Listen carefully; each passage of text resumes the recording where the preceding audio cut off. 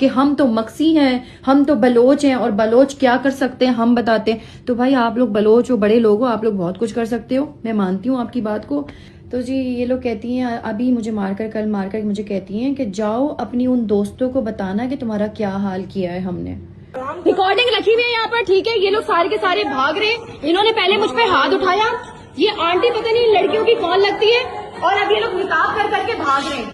मैंने उसी टाइम पे एक वीडियो बनाई और सोशल मीडिया के थ्रू कर लिया, क्योंकि मेरे पास देखो मैं अकेली लड़की थी, मैं किसी को मार नहीं सकती थी, और अगर मैं मारती भी तो हमारी पुलिस और हमारा कानून किस काम का।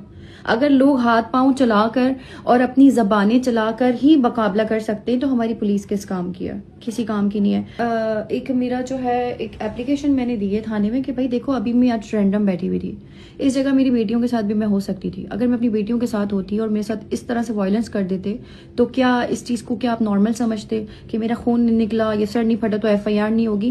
क्योंकि अक्सर हमारे मुल्क में कानून ये है कि FIR नहीं होती जब तक आपको अंदरूनी या बैरूनी खतरनाक चोट ना लगी हो।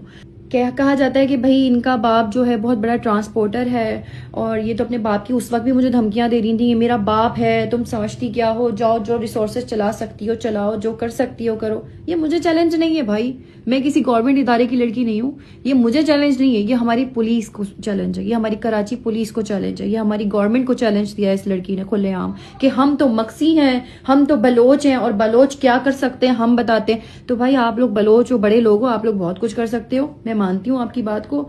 लेकिन हमारी पुलिस से मेरी इतना मुतालबा है और हमारी मीडिया से मेरा इतना मुतालबा है कि ऐसे कैसे कोई आएगा और आप अपने फैमिली वालों के साथ बैठे हुए होगे और आपको वो आकर हाथ उठाएगा और जी कहेगा आप फलाने के साथ घूमते हो इसलिए उसको सबक सिखाने के लिए आपको मारा, जाओ अब आप जाकर उसको बताओ।